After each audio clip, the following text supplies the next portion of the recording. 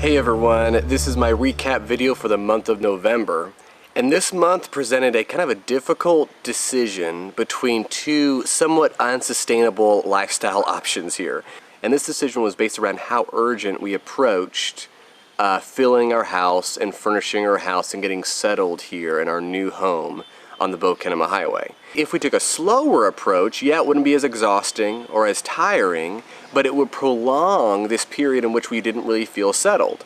However, if we really applied ourselves more diligently to it, then we're going to wear ourselves out and exhaust ourselves. However, that would mean that we would feel at home quicker than if we took a slower approach. And so, seeing as none of those options were super ideal, we decided just to choose the latter because we just looked forward to feeling at home here. So in this month, we spent the first 2 weeks kind of working on accomplishing short-term objectives, and the second half of the month, finally applying ourselves to some longer-term objectives. And so the first half of the month, we spent a lot of time working on our house. Okay, this is kind of short-term goals. We really needed to find a place where we could feel at home here, and it took a lot of work to get us to that point. And so primarily that work required a lot of repairs and renovations to the house, as well as building furniture and acquiring furniture. And a huge help to that was my dad. My dad came at the beginning of the month, stayed for about 2 weeks. Such a blessing. And I just really wanted to point out one particular thing about my dad that really impressed me. My dad is a handyman. However, he's also a really effective teacher. And a really good Bible student. However, that wasn't what was most needed of him while he was here.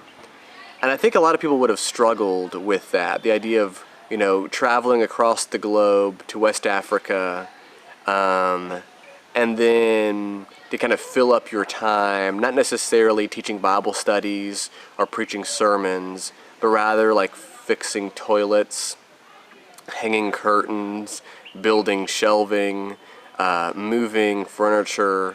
These are the odd jobs that no one really gets super excited about doing. It doesn't sound very exciting when you're retelling them to your neighbor or to your family member back in the States. But my dad knew that what he was needed for was not teaching, but rather just serving and assisting us in the areas that we needed most. And he did that with a smile on his face and with a really content heart. And that's something that really impressed me and really is something I want to grow in and something that I want to remember while I'm here in Sierra Leone. I don't just want to do the things that feel the most epic or feel the most exciting. I want to do the things that are most needed in the moment. The second half of the month, we were able to transition slightly from like immediate objectives and immediate goals, such as the housing and things like that, into things that were going to benefit us more in the long term, and things that would take more than just a couple weeks in order to really master and develop. This primarily has to do with language learning. So now that our home is more or less in order, I've been able to apply myself more diligently to the learning of Creole.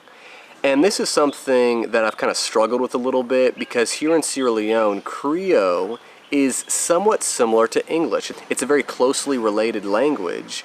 And so it's natural for me at times to feel like, if I teach a Bible study in English instead of Creole, they're going to understand, most of what I have to say.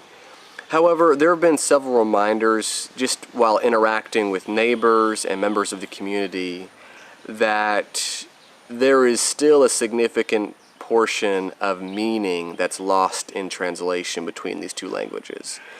And so because of that realization, and also because of, I think, biblical principles, primarily from 1 Corinthians 14, where Paul really emphasizes the need for understanding and clarity when teaching the gospel, specifically in church.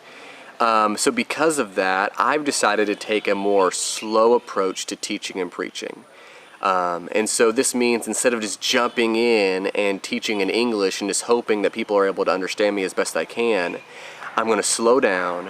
I'm going to take more time at the beginning to devote to the learning of Creole so that when I do begin teaching, I'll be understood more clearly by all. Another skill that wasn't maybe the most urgent one to develop, but something that I think will be really helpful here in the long term, is learning how to ride a motorcycle here in Sierra Leone. So thankfully, I've had some experience riding in the US. However, there's a lot of things that are different here. Primarily, the motorcycles themselves are different. The road conditions are different. Instead of it being paved, a lot of the roads are dirt and gravel and dust, especially during the dry season.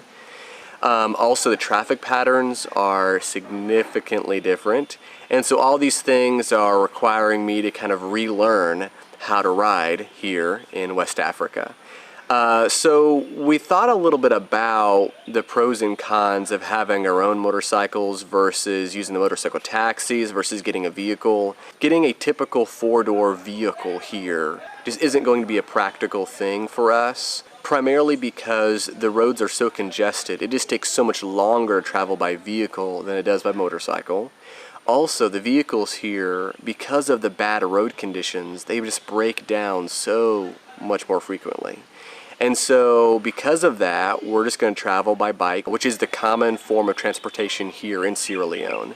And so for these last couple of weeks, Sean and I have been taking some training sessions with some locals, first out in the field, and then we've been transitioning to the road.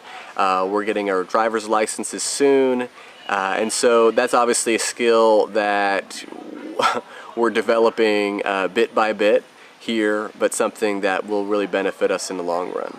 And finally, the other thing we've been looking into that wasn't most urgent, but will become urgent pretty soon, is looking into our pregnancy and labor plan here in Sierra Leone. And so we've started the process of going into various hospitals, asking questions, talking to doctors, trying to get a plan for how we're going to approach our pregnancy and kind of birth plan. So that's another thing that we've kind of done some preliminary investigation of. So those are the major activities that we've been up to this past month. One other thing that might be worth sharing that has accompanied us during this month and all those activities I just mentioned is actually pretty frequent bouts of illness with most of us. And nothing life-threatening, nothing super serious, nothing even that was required us to go to the hospital or that has felt in any way endangering to our livelihood here. But just things like frequent colds and fevers and respiratory infections, rashes.